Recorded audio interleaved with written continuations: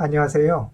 담합사례금이 송금 부인 대상인 사회질서에 위반하여 지출된 비용에 해당되는지 여부에 대해서 판단한 대법원 2017년 10월 26일 선고 2017도 5일 310 판결을 소개해 드립니다. 이 사건의 사실관계는 다음과 같습니다. 건물 난방설비 시공업체인 원고는 2008년 10월경 15개의 동종업체들과 담합을 하여 입찰에 참여하기로 합의하였고, 이 합의에 따라 2009년부터 2013년까지 원고 대표이사의 동생 명의 계좌를 이용해서 동종업체들과 담합 사례금을 수수하였습니다. 공정거래위원회가 이러한 원고와 동종업체들 사이의 담합 행위를 적발하였고, 피고는 2014년 10월경 원고에 대한 세무조사를 통해 원고가 2009 내지 2013 사업년도에 담합 행위를 통해 동종업체들로부터 수령한 담합 사례금 14억 원을 입금 산입하는 한편 원고가 동종업체들에게 지급한 담합 사례금 13억, 이 사건 지급금을 순금 불산입해서 원고에게 각 사업년도 법인세를 고지하였습니다. 이 사건의 쟁점은 원고가 담합 행위를 하면서 동종업체들에게 지급한 담합 사례금이 손금 부인 대상이 되는 사회질서에 위반하여 지출된 비용에 해당되는지 여부입니다. 대법원 판결 요지입니다. 결론부터 말씀드리면 대법원은 원고가 지급한 담합 사례금은 손금 부인 대상이 되는 사회질서에 위반하여 지출된 비용이라고 판단을 했습니다. 그 이유를 보겠습니다. 법인세법 19조 2항에서 말하는 일반적으로 용인되는 통상적인 비용이라 함은 납세 의무자와 같은 종류의 사업을 영위하는 다른 법인도 동일한 상황 아래에서는 지출하였을 것으로 인정되는 비용을 의미하고, 그러한 비용에 해당하는지 여부는 지출의 경위와 목적, 형태, 액수, 효과 등을 종합적으로 고려하여 객관적으로 판단하여야 할 것인데, 특별한 사정이 없는 한 사회질서에 위반하여 지출된 비용은 여기에서 제외되며 이러한 비용은 수익과 직접 관련된 비용에 해당한다고 볼 수도 없다는 것입니다. 이 사건에서 원고가 동종업체들에게 지급한 이 사건 지급금은 공정거래법에 위반하여 다른 사업자와 공동으로 부당하게 입찰에서의 자유로운 경쟁을 제한하기 위하여 지출된 담합금에 해당하므로 그 지출 자체가 사회질서에 반하는 것으로서 법인세법 19조 2항에서 말하는 일반적으로 용인되는 통상적인 비용이나 수익과 직접 관련된 비용에 해당한다고 볼 수 없고, 따라서 이를 손금에 산입할 수 없다는 것입니다. 평석입니다. 법인세법상 손금에 대해서 보겠습니다.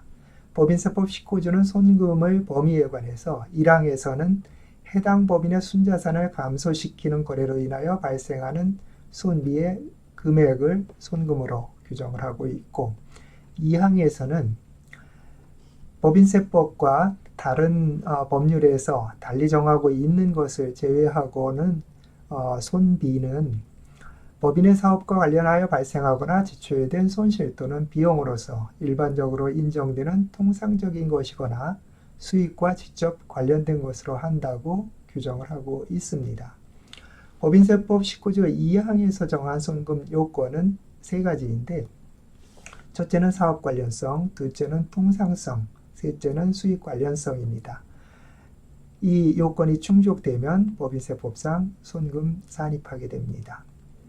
여기에서 일반적으로 용인되는 통상적인 비용이라 함은 납세 의무자와 같은 종류의 사업을 영위하는 다른 법인도 동일한 상황 아래에서는 지출하였을 것으로 인정되는 비용을 의미하고, 그러한 비용에 해당하는지 여부는 지출의 경위와 목적, 형태, 액수, 효과 등을 종합적으로 고려하여 객관적으로 판단하여야 하는데, 다만 사회질서에 위반하여 지출하는 비용에 대해서는 통상성을 부정하고 있습니다. 위법 비용의 손금 인정 여부에 대해서 보겠습니다. 위법 비용의 종류별로 손금 인정 여부가 조금씩 다른데요. 먼저 지출 자체가 위법한 비용, 예를 들면 뇌물, 탈세경비, 경매나 입찰에서의 담합금, 부정청탁금지법, 일명 김영란법에 위반하여 지출된 비용 등과 같이 지출 자체가 위법한 비용에 대해서는 손금을 부인하고 있습니다. 두 번째로 위법 소득을 얻기 위하여 지출한 비용인데, 예를 들면 마약의 밀매, 밀수품을 판매, 불법 도박장의 운영 등과 같은 위법한 사업 활동을 위하여 지출한 비용입니다. 이러한 비용을 손금 인정할 것이냐 여부에 대해서는 이를 인정하는 견해와 부정하는 견해가 있습니다. 세 번째로 위법 행위에 대한 제재로 인한 지출 비용입니다. 법인세법은 벌금, 과료, 과태료, 가산금 및 체납처분비, 법령에 따른 의무의 불이행 또는 금지 제한 등의 위반에 대한 제재로서 부과되는 공과금을 손금 불산입 항목으로 명시하고 있습니다.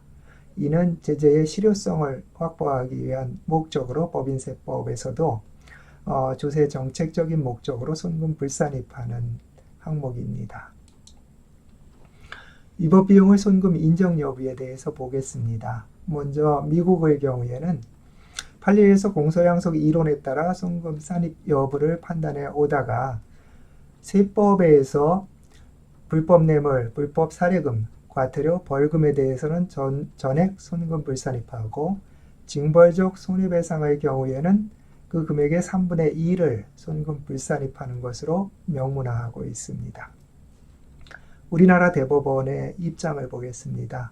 우리나라 대법원은 법인세법령에 따르면 일반적으로 위법소득을 얻기 위하여 지출한 비용이나 지출 자체에 위법성이 있는 비용의 손금 산입을 부인하는 규정이 없을 뿐만 아니라 법인세는 원칙적으로 다른 법률에 의한 금지의 유무에 관계없이 잠세력에 따라 과세되어야 하고 순소득이 과세 대상으로 되어야 하는 점 등을 종합하여 보면 위법소득을 얻기 위하여 지출한 비용이나 지출 자체에 위법성이 있는 비용에 대해서도 손금 산입을 인정하는 것이 사회질서에 심히 반하는 등의 특별한 사정이 없는 한 손금으로 산입하는 것이 타당하다는 입장입니다.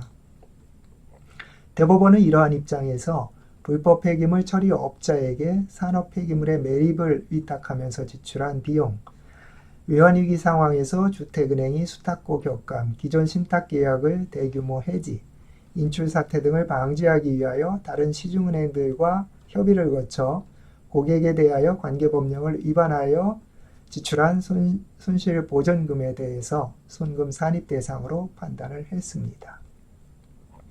손금 부인 대상이 되는 사회질서에 위반하여 지출된 비용의 판단 기준에 대해서는 먼저 대법원 2015년 1월 15일 선고, 2012도 7608 판결이 일정한 기준을 제시를 했습니다.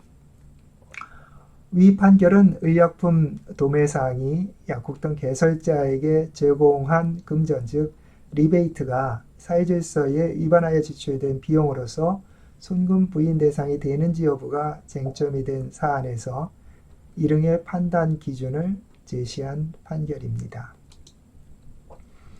이 판결에서 대법원은 의약품 도매상이 약국 등 개설자에게 금전을 제공하는 것이 약사법 등 관계 법령에 따라 금지된 행위가 아니라고 해서 곧바로 사회질서에 위반하여 지출된 비용이 아니라고 단정할 수는 없고, 그것이 사회질서에 위반하여 지출된 비용에 해당하는지 여부는 그러한 지출을 허용하는 경우 야기되는 부작용, 그리고 국민의 보건과 직결되는 의약품의 공정한 유통과 거래에 미칠 영향, 이에 대한 사회적 비난의 정도, 규제의 필요성과 향후 법령상 금지될 가능성, 상관행과 선량한 풍속 등 재반 사정을 종합적으로 고려하여 사회 통념에 따라 합리적으로 판단하여야 한다라고 해서 사회질서에 위반하여 지출된 비용인지 여부를 판단하는 기준을 제시를 했습니다. 의약품 도매상이 약국 등 개설자에게 의약품 판매 촉진의 목적으로 이른바 리베이트라고 불리는 금전을 지급하는 것은 약사법 등 관계법령이 이를 명시적으로 금지하고 있지 않다고 하더라도 사회질서에 위반하여 지출된 것에 해당해서 그 비용은 손금에 산입할 수 없다고 판결을 했습니다. 사회질서 위반 비용과 관련된 유권 해석을 보겠습니다.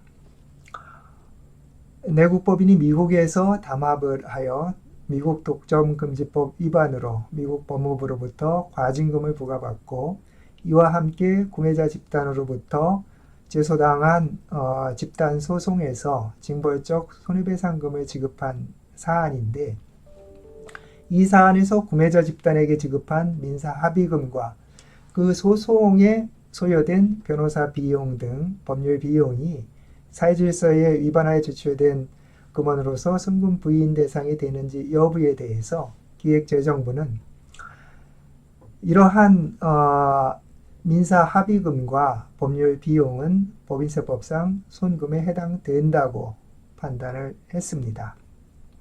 이와 같이 과세당국은 불법행위로 인한 민사상 손해배상금과 그 소송에 지출된 법률 비용은 사회질서 위반 비용으로 볼 수 없다는 입장입니다. 이 대상 판결과 관련해서 법인세법이 개정이 됐는데요. 2017년 12월 19일 개정된 법인세법 21조의 2는 내국법인이 지급한 손해배상금 중 실제 발생한 손해를 초과하여 지급하는 금액으로서 대통령령으로 정하는 금액을 손금 불산입한다고 규정을 했습니다. 이 규정은 2018년 1월 1일부터 시행이 되고 있고, 따라서 불법행위로 인한 손해배상금의 경우에도 일정한 한도 내에서만 손금 산입이 허용이 됩니다. 이 내용을 보면 법인세법 시행령 제23조에서 손금불산입 대상인 징벌적 목적의 손해배상금의 범위를 정하고 있는데, 실제 발생한 손해액이 분명한 경우에는 지급한 손해배상액 중 실제 발생한 손해액을 초과하는 금액을 손금불산입하고, 실제 발생한 손해액이 분명하지 아니한 경우에는 내국법인이 지급한 손해배상금 중 3분의 2에 해당하는 금액을 손금불산입하도록 규정하고 있습니다. 대상 판결의 의의입니다. 대상 판결은 일반적으로 용인되는 통상적인 비용의 의미와 그 비용에 해당하는지 여부를 판단하는 기준을 의약품 리베이트 판결에 이어서 다시 한번 확인해 주었고, 제약회사의 불법 리베이트에 이어 손금 부인 대상이 되는 사회질서 위반 비용의 구체적인 사례를 제시해 준 데에 의미가 있습니다. 이러한 대상 판결을 볼 때 실무적으로 유의할 점은, 내국법인이 법령 위반 비용을 지출하게 되는 경우에는 손금 부인 대상이 되는 기준과 기존 사례들을 검토할 필요가 있다는 것입니다. 이상입니다.